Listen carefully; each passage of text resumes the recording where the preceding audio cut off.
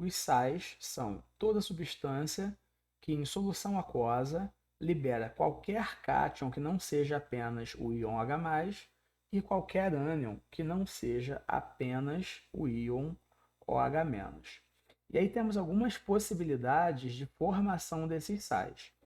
Via de regra, a formação dos sais vão ser a partir de reações ácido-base, tá? Então temos aqui, ó, reação ácido-base, propriamente dito.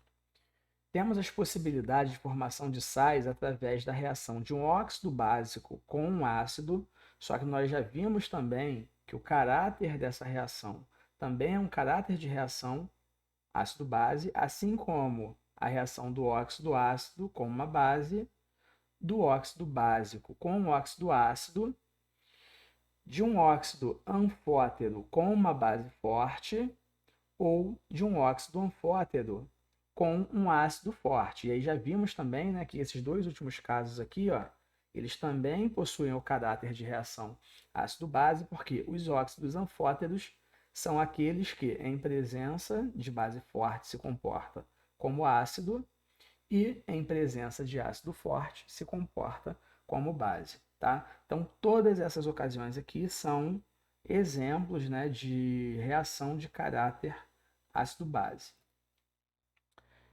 Classificação dos sais. Um sal é chamado sal neutro quando ele não apresenta hidrogênio ionizável e também não apresenta hidroxila. Tá? Um sal ácido, assim como um sal básico, eles são provenientes da neutralização parcial ou de um ácido ou de uma base, dependendo do caso, tá? Então aqui, falando de um sal ácido, ele apresenta hidrogênio ionizável. Então pensem no seguinte, imagina um ácido que tem mais de um hidrogênio ionizável. E a gente vai fazer uma reação ácido-base, tá, com esse ácido. Só que a gente adiciona a base numa quantidade insuficiente para que todos esses H+ sejam neutralizados. Tá? Então a gente vai ter um produto parcialmente neutralizado, que é o que? Justamente o sal ácido. Então, como exemplo disso, a gente pode colocar aqui a reação do H2CO3 com NaOH. Tá? Aqui a gente tem dois hidrogênios ionizáveis. E aqui a gente só tem um íon sódio, né? Um cátion sódio. E aí a gente precisaria, para que essa reação, essa neutralização fosse completa, a gente precisaria de 2 mols de NaOH. E aí a gente teria a formação do sal Na2CO3, que é o carbonato de sódio, mais água. Tá? Só que vamos pensar no seguinte, a gente não tem essa quantidade de 2 mols de NaOH, a gente só tem 1. Então esse Na, quando ele for neutralizar esse ácido, a gente vai ter a formação de NaHCO3, porque esse Na ele vai entrar no lugar, né, digamos assim, de um desses hidrogênios, só que o outro hidrogênio vai sobrar. Então, ao invés da gente formar Na2CO3, a gente vai formar NaHCO3, tá? E esse aqui é o que a gente chama de bicarbonato de sódio, tá? Então, ele é um sal que ele apresenta hidrogênio ionizável. E por esse motivo, ele é chamado de sal ácido.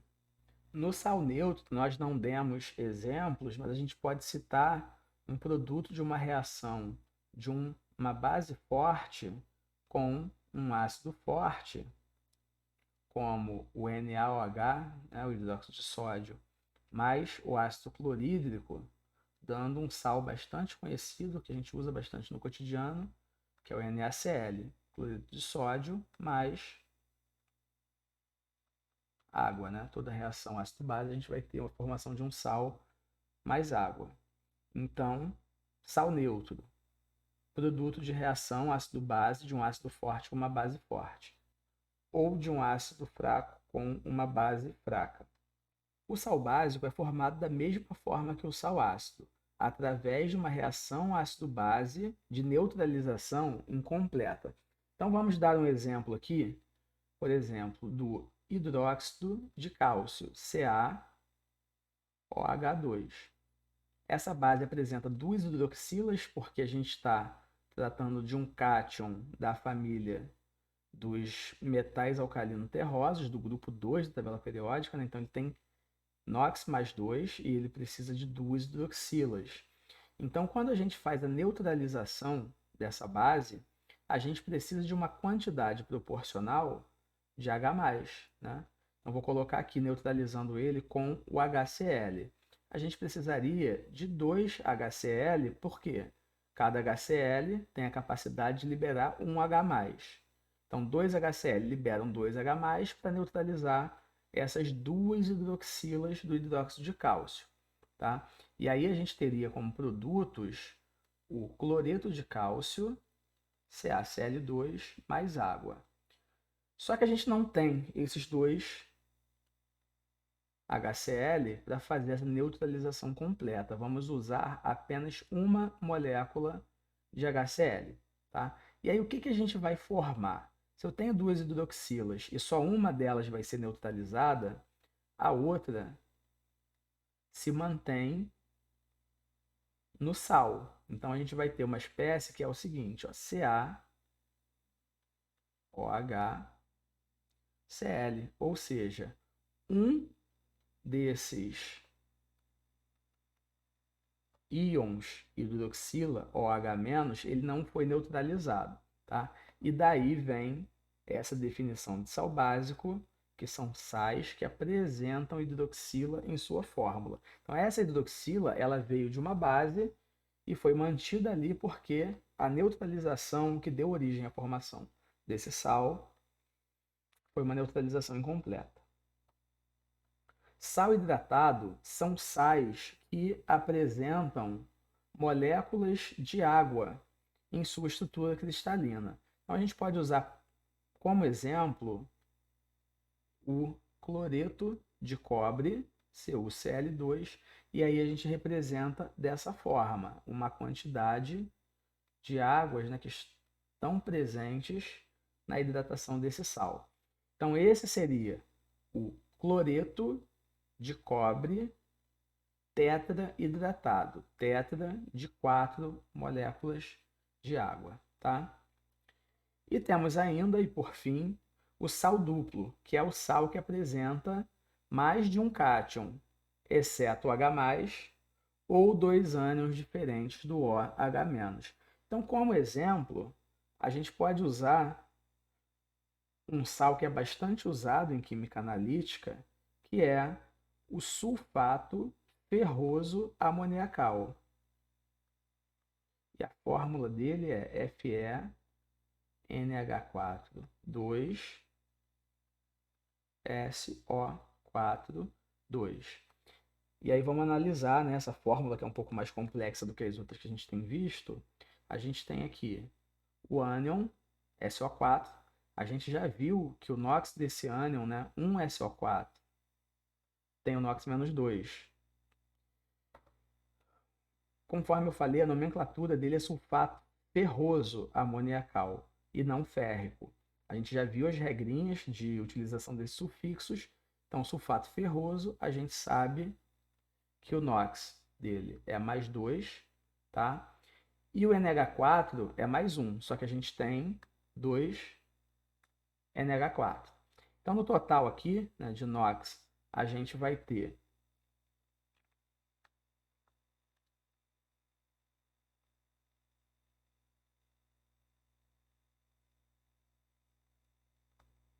mais 2 do ferro, mais 2 dos 2 NH4, e aqui no caso do sulfato,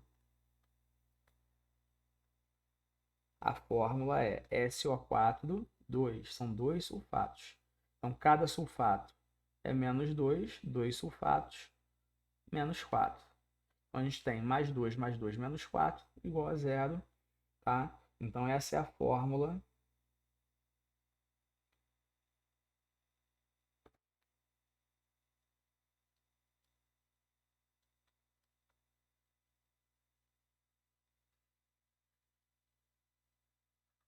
Então a gente pode usar como exemplo de um sal duplo, um sal que é bastante usado em laboratórios de química, que é o sulfato ferroso amoniacal, onde ele é um sal que apresenta os cátions, né, dois cátions, o cátion ferro 2+, o íon NH4, dois íons NH4 e dois ânions sulfato, SO4, 2, tá? Então a gente tem aqui, ó,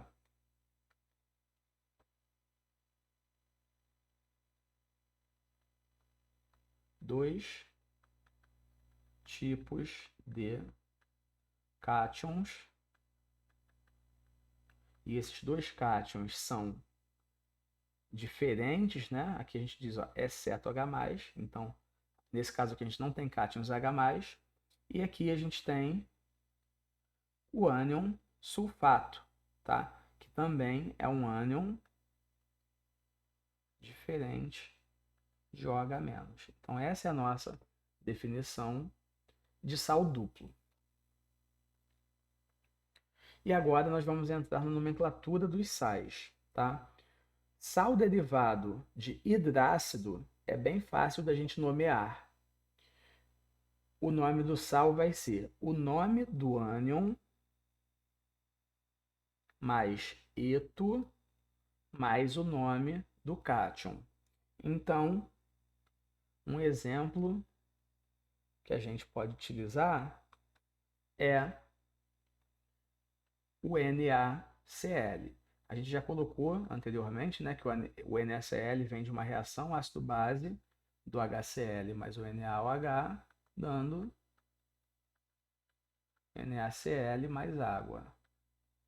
Esse NaCl, como que a gente vai nomear? Nome do ânion. Qual é o ânion que a gente tem no NaCl? É o Cl, né? O cloreto. Cloro mais eto. E aí a gente tira essa letra O e adiciona o eto. Então a gente obtém o nome do ânion mais o nome do cátion. D. Qual é o cátion que a gente tem aqui? Sódio. Cloreto de sódio. Bem tranquilo, né?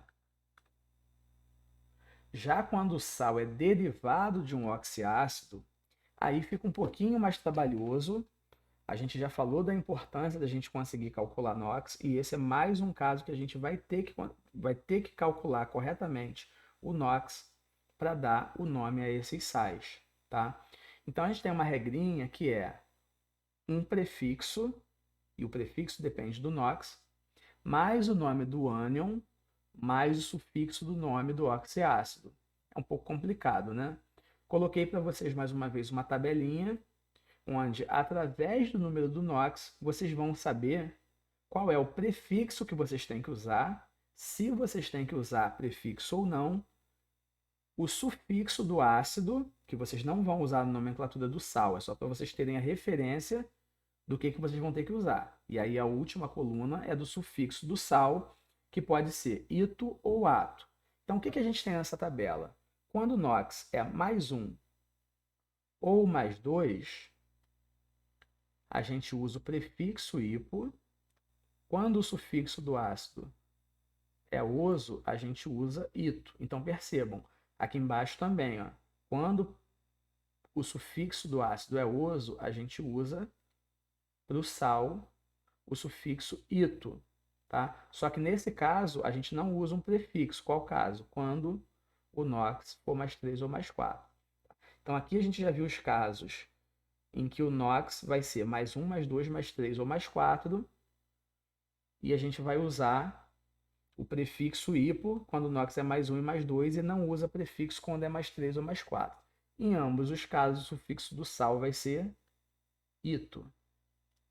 Agora, quando o NOx é mais 5 ou mais 6, a gente não usa prefixo, mas passa a usar o sufixo ato para o sal, tá? Então, todo sal que vem de um ácido que o sufixo é ico, o sufixo do sal vai ser ato.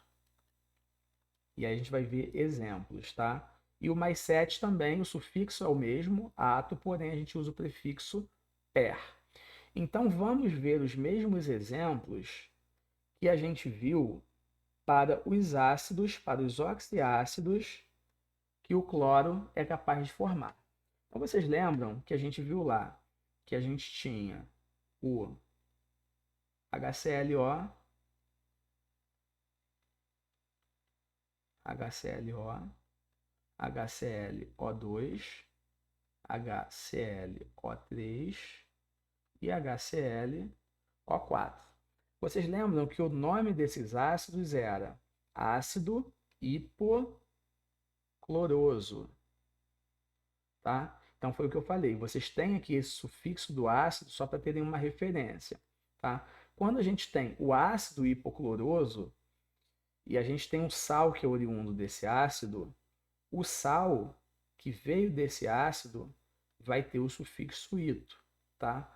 Então se a gente tem o ácido hipocloroso,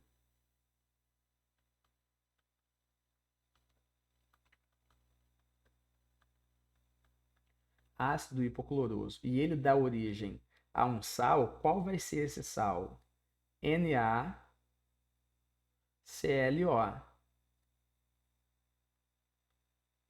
Quando ele é neutralizado com NaOH. E a gente passa a ter um sal, a gente não tem mais um ácido.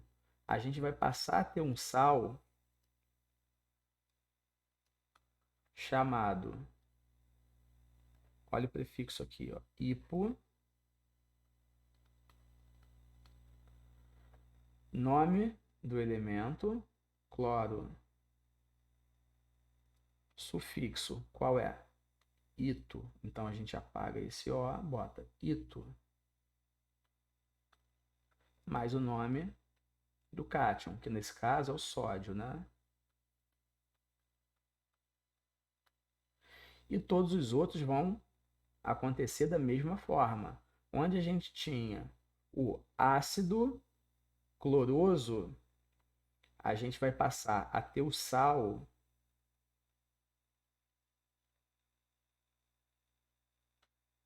clorito, era cloroso, né? Cloroso, ácido cloroso. A gente tira esse sufixo oso que está aqui, ó, e coloca o sufixo ito. Clorito de sódio.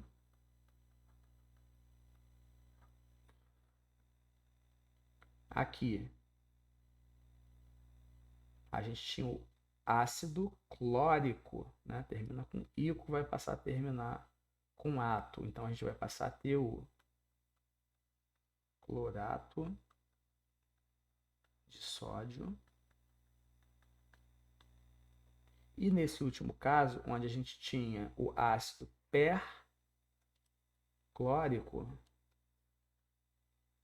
a gente vai passar a usar o mesmo prefixo, mas o sufixo ato para o sal, tá? Então a gente vai ter percloro. Aí qual é o sufixo? Ato. Então eu tiro esse O, boto ato. Perclorato de sódio. E só substituir aqui, tá, pessoal, que eu tinha representado como ácidos, né? Mas agora a gente está falando de sal, sais de sódio. Então percebam que em todos eles a gente tem um íon sódio e um cloro. E quem varia são as quantidades de oxigênio. Por que essas quantidades variam? Porque o NOx do cloro está variando, tá? A gente já viu que esses NOx do cloro, no primeiro caso, né, ele vale mais 1, no segundo mais 3, no terceiro mais 5 e no último, no quarto e último, mais 7. E eu coloquei aqui embaixo uma dica que nem todo professor gosta de usar, né, essas dicas assim, mas é que eu acho que vocês podem memorizar e ajudar um pouco a vocês na hora da prova, tá? Tem uma frasezinha que a gente costuma ensinar que é o seguinte, ó. Formoso, periquito, mordeu o bico do pato. O que isso significa? A gente só precisa aqui, né, o importante para a gente são esses sufixos, ó. Se você lembrar que toda vez que o ácido que toda vez que o ácido termina com oso, o sal vai mudar para ito. E toda vez que o ácido termina com ico, o sal vai mudar para ato, tá? E a questão dos prefixos, toda vez que o ácido tiver um prefixo, o sal também vai ter, só vai mudar o sufixo. E com isso nós terminamos a nossa aula de funções inorgânicas. Até a próxima, um abraço.